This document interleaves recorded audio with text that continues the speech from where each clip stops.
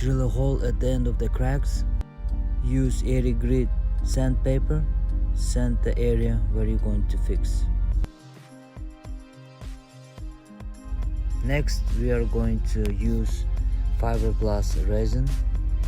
We're gonna use first cut out the mesh and then apply the fiberglass resin on top evenly, and use your brush to evenly distribute on top of the mesh. About 40 minutes it will harden. Once it's hardened, just use the sandpaper to sand it down. Next layer, we're gonna apply bondo glass. Just mix it well and then follow the instruction and then apply evenly again. Give it another 10-20 minutes, it will harden, and then once it's hardened, just use the sandpaper to sand it down. Next, we are going to use all-purpose putty. Make sure you just get the good amount, mix it very well, and then apply on top again.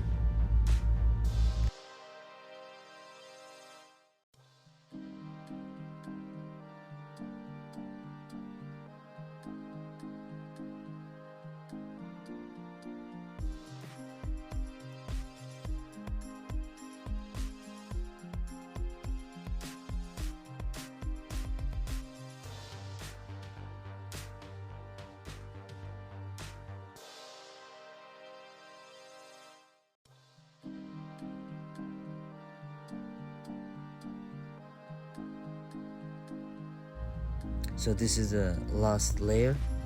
Once you apply it, make sure it's all smooth and really nicely covers the surface area.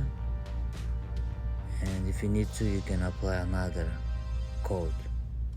But once it dries, just use 150 grit sanding paper, and that's it. And then you paint it using, you can use spray paint. This one has a primer and the paint 2-in-1, and apply like 3 coats. You should be good to go. This is how you fix any fiberglass. In this case, we fixed fiberglass bathtub. Good luck, guys. If you need all the products, comment in the description.